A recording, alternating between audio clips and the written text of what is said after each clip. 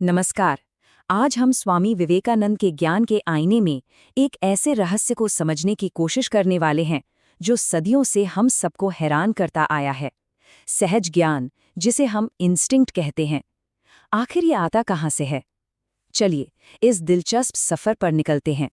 ये सवाल सुनने में तो बहुत सीधा साधा लगता है ना? पर जरा गहराई से सोचिए। एक बत्तख का बच्चा जो अभी अभी अंडे से निकला है, उसे पानी में उतरते ही तैरना कैसे आ जाता है? किसी ने उसे सिखाया तो नहीं? और पता है सबसे मजेदार बात क्या है? ये कोई बनावटी सवाल नहीं है। ये ठीक वही उदाहरण है जो स्वामी विवेकानंद ने जन्मजात ज्ञान के रहस्य को खोलने के लिए इस्तेमाल किया था। सोचकर देखिए, एक मुर्गी बत्तख के अंडे को सेती है। जैसे ही बच्चा अंडे से निकलकर पानी में जाता है, मुर्गी तो घबरा जाती है, पर वो बच्चा, वो तो मजे से तैरने लगता है। तो सवाल फिर वही है, ये ज्ञान आया कहाँ से? तो बस यहीं से हम अपनी पड़ताल के पहले हिस्से में कदम रखते हैं, सहज ज्ञान का रहस्य। देखिए, आमतौर पर हम सब इंस्टिंक्ट को क्या समझते हैं? बस यही कि ये एक ऐसा ज्ञान है जो बिना सीखे जन्म से ही हमारे अंदर होता है। पर क्या ये कहानी इतनी ही सिंपल है? स्वामी विवेकानंद हमें इससे कहीं ज्यादा गहरी बात बताते हैं। इस रहस्य को सुलझाने की जो पहली कड़ी है, वो एक बहुत ही पावरफुल फिलोसॉफिकल शब्द में छिपी है। और वो शब्द है अभिनिवेश। इसका सीधा सा मतलब है जीवन से गहरा लगाव, जीने की वो जबरदस्त इच्छा जो दुनिया के हर प्राणी में होती है। ये सिर्फ एक एहसास नहीं है, ये एक फंडामेंटल फोर्स है। जैसा कि स्वामी विवेकानंद खुद कहते हैं, ये लगाव या ममता हर जीवित प्राणी में एकदम साफ साफ दिखाई देती है। एक छोटे से कीड़े से लेकर हम इंसानों तक हर कोई जीना चाहता है, कोई मरना नहीं चाहता। ये एक यूनिवर्सल ट्रूथ है।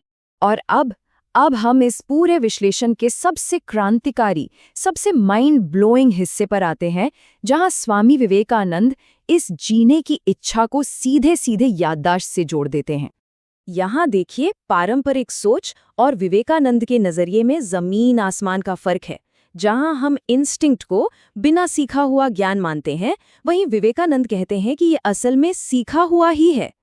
ये और कुछ नहीं बल्कि हमारे अनगिनत पिछले जन्मों के अनुभवों का निचोड़ है, एक बहुत ही गहरी याददाश्त। ये एक लाइन इस पूरी सोच का सार है। इसका मतलब है कि जिसे हम इंस्टिंक्ट समझ रहे हैं, वो असल में हमारे ही पुराने अनुभवों का नतीजा है। बत्तख का बच्चा इसलिए तैरना जानता है क्योंकि तैरने का अनुभव उसकी चेतना में, उसकी मेमोरी में बहुत गहराई तक बसा हुआ है। और ये थियोरी सिर्फ तैरने जैसी स्किल्स पर ही लागू नहीं होती। जरा मौत के डर के बारे में सोचिए।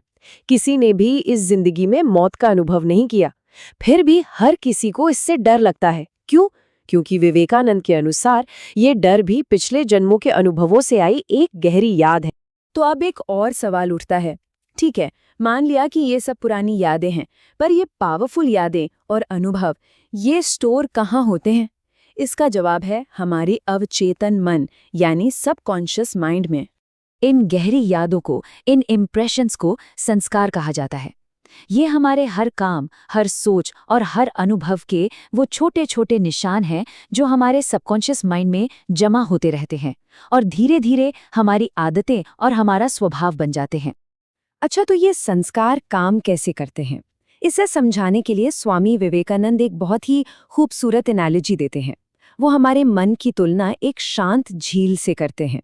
जरा इमेजिन कीजिए, कोई भी आदत या संस्कार उस झील की तली में एक बीज की तरह पड़ा है। जब वो ऊपर उठना शुरू करता है तो हमें पता भी नहीं चलता। जैसे जैसे वो सतह के करीब आता है, वो एक विचार या एक भावना का रूप ले लेता है, और जब वो सतह पर आकर फटता है, तब वो एक एक्शन में बदल जाता है। तो अगर हमारी आदतें और प्रवृत्तियां इतनी गहरी और शक्तिशाली हैं, तो क्या इसका मतलब हम उनके गुलाम हैं? बिल्कुल नहीं। यहीं पर यह पूरा विश्लेषण हमें एक प्रैक्टिकल सॉल्यूशन की ओर ले जाता है कि इन आदतों को, इन वृत्तियों को कंट्रोल कैसे किया जाए। यहाँ असली कला सिर्फ अपने एक्शन को दबाने में नहीं है। अगर गुस्सा आ गया तो उसे सिर्फ जाहिर ना करना काफी नहीं है। असली मास्टरी तब है जब हम उस गुस्से को उसके सोर्स पर, उसके बीज रूप में ही पकड़ लें, इससे पहले कि वो एक बड़ा तूफान बन जाए। मतलब साफ है, हमें इन आदतों को उनकी जड़ से, उनके एकदम सटल फॉर्म में ही पहचानना और काबू करना होगा, इससे पहले कि वो हम पर हावी हो जाएं। तो रास्ता क्या है? सबसे पहला कदम है अपने मन के अंदर जो कुछ भी चल रहा है उसके प्रति जागरूक होना।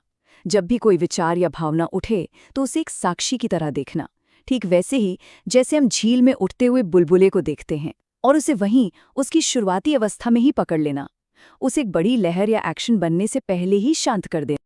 और अंत में ये पूरा विश्लेषण हमें इस बहुत गहरे सवाल के साथ छोड़ जाता है, अगर हमारी सारी आदतें हमारे ही पिछले अनुभवों का नतीजा है, और अगर हमारे पास उन्हें उनकी जड़ में ही देखने और कंट्रोल करने की ताकत है, तो क्या इसका ये मतलब नहीं कि अपने मन का मालिक बनना वाकई में संभव है? इस पर सोचिएगा जरूर।